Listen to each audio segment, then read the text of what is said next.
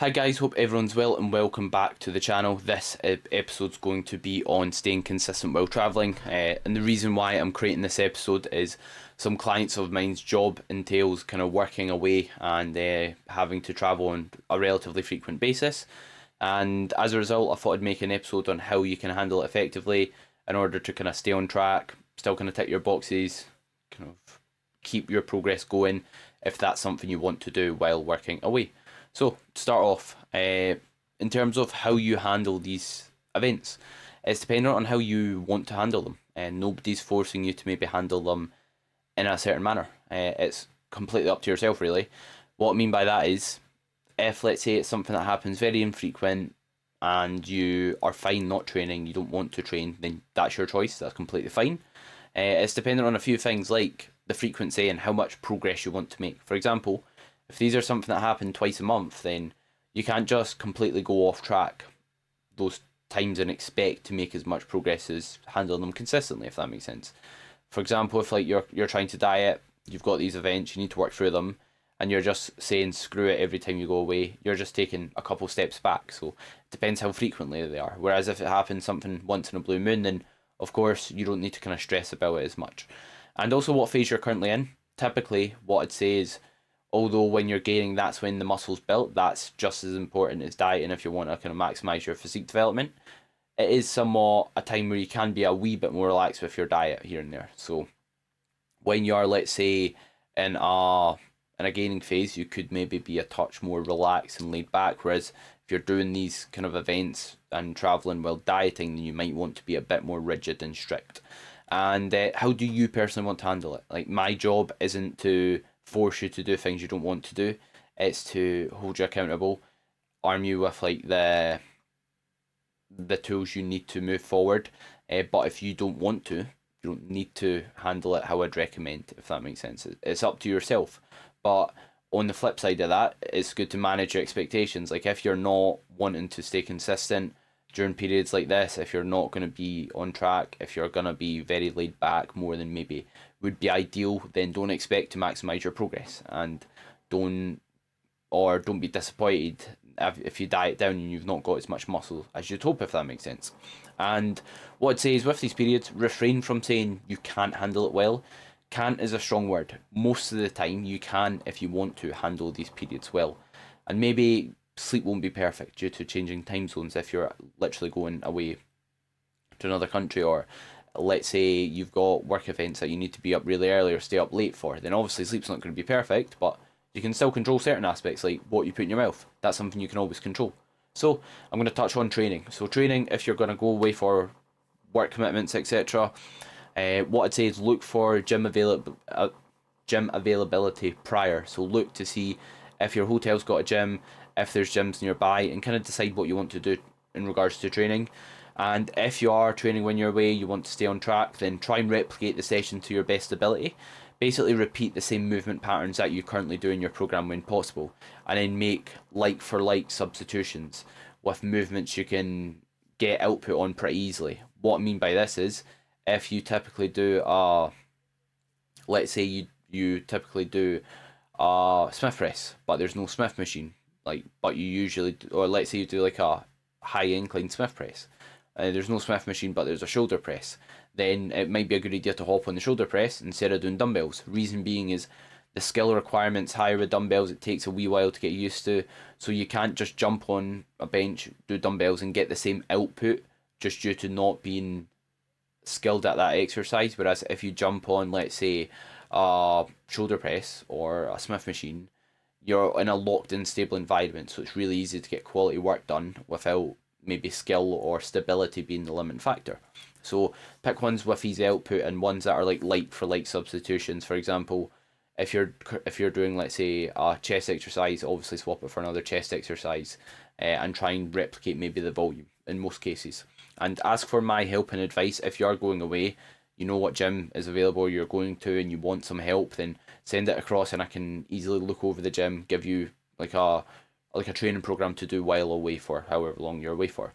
And if no gyms are available, and if let's say you really want to, you can kind of tick over and get some work done using resistance bands. So this is more so if these trips are very frequent. because how much you can get out using resistance bands compared to actual load in the gym, it's not going to be quite as much. But if you're really early in your training, you can definitely still make progress off them and still going to be better than nothing. So if they are very frequent, then something you can maybe consider, because obviously they're very, very lightweight, they don't take up much space in your luggage or whatever, or a bag. But if these trips are very infrequent, then I'd just rest if you've got no access to gym at all, unless you unless you really want to kind of get some workout in, then you can use some resistance bands, etc. But if you want to rest, they're completely fine if that's all you've got available, because it's not like you're going to be packing on an absolute ton of muscle using them. It will just keep you ticking over really.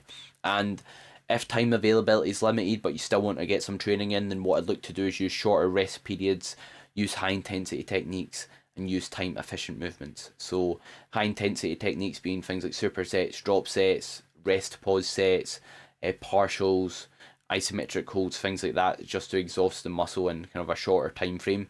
That's what high intensity techniques are good for, just basically getting more work done in a shorter period of time. And as well as that, use time efficient movements. For example, if you've got, let's say you've got half an hour to train, I wouldn't go in and do a leg extension, or maybe I wouldn't go in and do a adductor. I'd probably go in and do a barbell back squat and an RDL, and that will get you a lot of quality work done for your lower body. Or maybe squats and then a hamstring curl to make up for what you can't get through, let's say, like a squat. You're not really going to train your hamstrings much. So that's how I'd potentially recommend handling that. But yeah, ask me for advice and I'll obviously help if you need it. And what you can consider is just reducing training frequency. So if you're away and you can't get all your sessions, then that's completely fine. Getting some work done is better than nothing. Or if it's warranted, then we can just take a deload during periods like this. What I mean by that is if you've been training for a good consecutive amount of weeks, fatigue's relatively high, you need to deload, then you can just take this time away to deload if you're away for 4 days or so or whatever. And the reason being is we need to drop fatigue anyway, so it's a good time to do so. And especially when you're away, your stress is going to be higher. Probably your routine's going to be out of whack, so you're not going to recover well. So it's a good time to kind of do so. And also, you're probably not going to get as much productive training, and you can't progress the same movements and movement patterns as when you're back home, most likely, unless you've got like a good gym you've got access to. As for nutrition, so this is going to be like, for some individuals, the hardest kind of part of going away and traveling. But what I'd recommend you do is find out resources available. So if you're in a hotel, Airbnb, find out what you have access to in regards to your nutrition. Plan ahead of time a rough plan of what you're going to do. And what I'd say is, during periods like this, don't think all or nothing. People who think all or nothing are people that don't make much progress, because you're never like, nothing's ever going to be perfect in regards to your training. You're going to have injuries, maybe things will go wrong, etc. And it's the people who stay level headed, still tick the boxes that they can, are the people that move forward and make the most progress. And if you are eating out during work or due to work commitments, what you can consider is just making space the rest of the day. For example, if you know you're going to be having like a larger meal out, then you don't need to eat a lot the first half of the day. Just try and aim for like protein and fruits and veggies, etc. And then what other carbs you can fit in your calorie restraints, and aim for just having a protein source each meal. And when you're eating out, as I recommend with most off-plan meals, if not all, if you want to handle it well anyway, try and get a protein source with that off-plan meal and roughly estimate your calories, and then after that, don't stress. Obviously, how accurate you may want to be will be dependent on, again, what phase you're in. If you're dieting, you might want to be a bit more on the ball with handling it. So, few options with nutrition. So you can take food with you depending on the work trip. So for example, if you take pre-cooked frozen meats and then you have like a cool box, a cool bag or whatever, and you buy ice when you're down there, they can easily last probably 2 days. So that's something you could consider.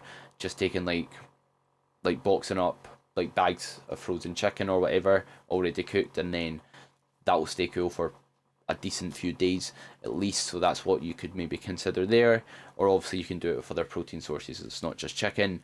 You can also take things like whey protein down with yourself. You can take protein bars, although they might not digest best with everyone, and you do get quite a lot of fat and carbs in most protein bars.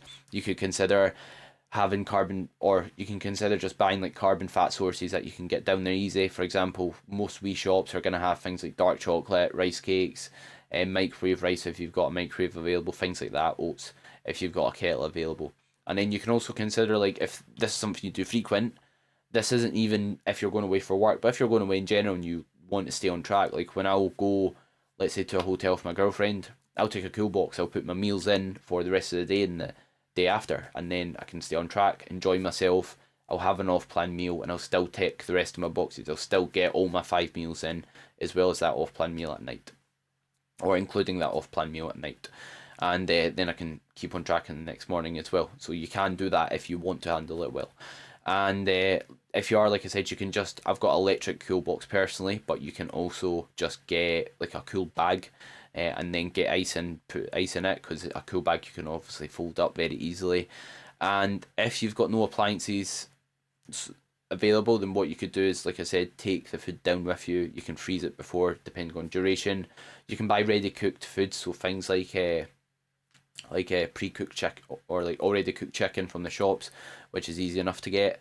You could even consider like sourcing a meal prep company when you're away. For example, like most places will do it, so you could easily kind of sort your meals out for the day through doing so, and order ahead of time, and then you can just go down, pick up your food, and you're sorted. And some food sources that require no cooking that you can maybe consider when you're working away, you're in a hotel, you don't have access to much appliances, is pre-cooked chicken or turkey, boiled eggs, tuna, whey protein, things like Greek yogurt. As for carbohydrate sources, rice cakes, cereal, granola, oats, obviously you might want to cook them with boiling water, wouldn't have them raw potentially, or a lot of them raw.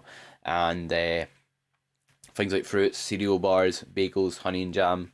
Obviously some of them are more suited to, maybe, it depends, obviously those food sources, some are more filling than others, so bear that in mind depending on what phase you're in. And obviously you can buy things like dark chocolate, almond butter, and things like nuts for some fat sources as well. And obviously things like olive oil, but you might not want to do that because it's going to be a bit of a, you're going to either have to throw out the majority of the bottle or take it home with you. And you can also like get some macro friendlier options from things like restaurants. Like you can get like grilled wraps from things like McDonald's, Nando's, or other chicken based places. You can get things like chicken dishes as well. So that's something to consider. Like most places will have like a Nando's, a Pepe's, or some sort of kind of peri peri place. And most places have like calories on the menus if they're a well established business, so you can easily track it and kind of work it in. Things like steak and rice is a great option. Things like a chicken Caesar salad is something you can get quite commonly in places as well. So there are a few kind of foods you could consider. Thank you very much for watching the video. The full video is available for my online coaching clients in the Coach by Charlie education section. If you are interested in online coaching or where else you can find me, please feel free to have a look at the links in the description. And lastly, if you did enjoy the video, any support is greatly appreciated, so drop me a like, comment what you enjoyed about it, and lastly, subscribe for more content from myself.